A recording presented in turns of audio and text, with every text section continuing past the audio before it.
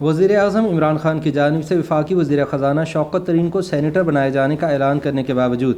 ابھی تک عملی طور پر اس حوالے سے کوئی کارروائی نہیں ہو پائی، اور اب ان خدشات کا اظہار کیا جا رہا ہے کہ شاید انہیں سینیٹر بنانا ممکن نہ ہو۔ حکومت نے اسحاق ڈار کی سینیٹ کی نشست خالی کروانے کے لیے ایک آرڈیننس نافذ کیا تھا، لیکن یہ معاملہ اس وقت عدالت میں زیر سماعت ہے اور اسحاق ڈار ابھی تک اپنی نشست سے فارغ نہیں کیے جا سکے۔ پلان بی کے طور پر وزیر اعظم نے شوکت ترین کو یقین دہانی کروائی تھی کہ اکتوبر کے پہلے ہفتے کی ڈیڈ لائن ختم ہونے سے پہلے انہیں خیبر پختونخوا سے کسی سینیٹر کا استعفیٰ دلوا کر اس کی جگہ منتخب کروا لیا جائے گا، لیکن ابھی تک کوئی سینیٹر اپنی نشست چھوڑنے کے لیے راضی نہیں ہوا، لہٰذا اب شوکت ترین کو ایوان بالا میں لے جانے کا منصوبہ خاک میں ملتا نظر آتا ہے۔ ان حالات میں اگر شوکت ترین سینیٹر منتخب نہ ہو پائے تو انہیں وفاقی وزیر کے عہدے سے سبکدوش ہونا ہوگا، یا جس کے بعد وہ تنزلی کا شکار ہو کر مشیر خزانہ کے عہدے پر کام کریں گے۔ وفاقی کابینہ کے ایک اہم رکن نے تصدیق کی ہے کہ وفاقی وزیر شوکت ترین مشیر برائے خزانہ کے عہدے کا چارج سنبھالیں گے، جبکہ انہیں تاحال سینیٹر بنوانے کے لیے راہ ہموار نہیں ہو سکی ہے۔ ان حالات میں اس بات کا بھی امکان ہے کہ شوکت ترین وزیر اعظم کی جانب سے کیا جانے والا وعدہ پورا نہ ہونے پر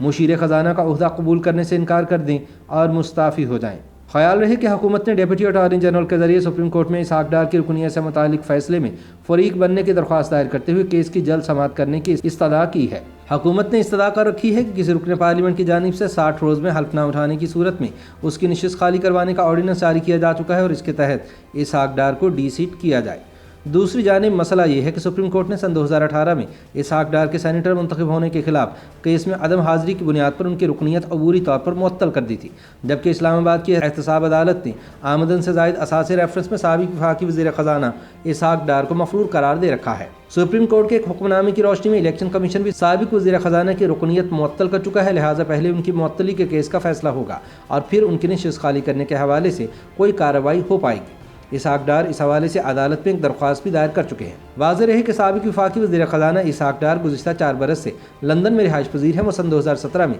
اچانک لندن روانہ ہو گئے تھے، بعد ازاں ان کی جانب سے بتایا گیا تھا کہ وہ علاج کی غرض سے لندن آئے ہیں۔ آئینی ماہرین کا کہنا ہے کہ سینیٹر منتخب نہ ہونے کی صورت میں مشیر خزانہ بننے کے بعد شوکت ترین اپنی وزارت سے متعلق اہم ترین اجلاسوں کی صدارت کرنے کے اہل نہیں رہیں گے اور بہت سارے اختیارات سے محروم ہو جائیں گے۔ اسلام آباد ہائی کورٹ کے ایک حالیہ فیصلے کی وجہ سے وہ قومی مالیاتی کمیشن سمیت اہم اجلاسوں کی صدارت نہیں کر پائیں گے اور کسی اور کو وزیر خزانہ بنانا پڑے گا۔ اس سے قبل حکومت گزشتہ 3 برسوں میں 4 وفاقی وزرائے خزانہ تبدیل کر چکی ہے۔ وزارت خزانہ کے ذرائع کے مطابق شوکت ترین گزشتہ کئی دنوں سے اس معاملے پر تشویش کا شکار تھے اور انہوں نے اس کا ذکر وزیر اعظم عمران خان سے بھی کیا تھا، جس کے بعد وزیر اعظم کی ہدایت پر انہیں سینیٹر منتخب کروانے کی تیاریوں کی یقین دہانی کروائی گئی۔ حکومتی ذرائع کا کہنا ہے کہ جب تک شوکت ترین سینیٹر منتخب نہیں ہو جاتے وہ مشیر خزانہ کے طور پر کام کریں گے، جبکہ وزیر اعظم اہم اجلاسوں کی صدارت کے لیے کسی سینئر وزیر کو نامزد کریں گے۔ تاہم دیکھنا یہ ہے کہ وزیر اعظم شوکت ترین سے کیا گیا وعدہ پورا کر پائیں گے یا نہیں۔